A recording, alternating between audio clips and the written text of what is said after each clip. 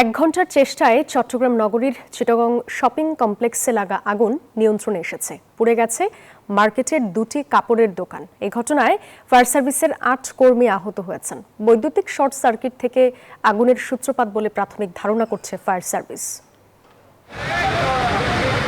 সকাল ৯:৪৫। বন্দরনগরী চট্টগ্রামের ২ নম্বর গেট এলাকায় চিটাগাং শপিং কমপ্লেক্স মার্কেটের একটি ভবনে হঠাৎ আগুন লাগে। খবর পেয়ে দ্রুত ফায়ার সার্ভিসের ৫টি ইউনিট ঘটনাস্থলে পৌঁছে আগুন নিয়ন্ত্রণে আনে।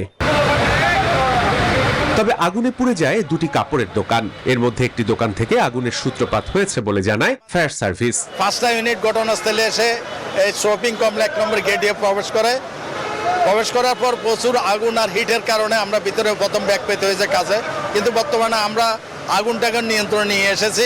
ক্রাঞ্চি রোলের ভিতর চকলেট ক্রিমের filling, all time cream roll, মুখে দিতেই স্পেশাল ইনসাইড। স্থানীয়দের অভিযোগ, মার্কেটটি সিটি কর্পোরেশনের অধীনে হলেও বৈদ্যুতিক লাইনে ত্রুটি ছিল। বারবার তাগাদা দেওয়ার পরও কোনো সংস্কার না করায় এই দুর্ঘটনা। কি অবস্থা ভিতরে বলতে পারবো না, তবে বেসিক্যালি আমাদের মার্কেটের বিদ্যুতের লাইনটা দুর্বল।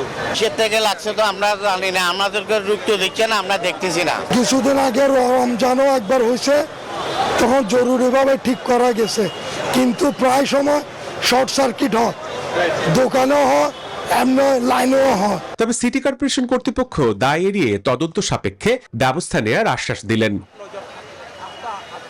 ব্যবসায়ীদের সচেতন হওয়ার আহ্বান ফায়ার সার্ভিস কর্মকর্তাদের।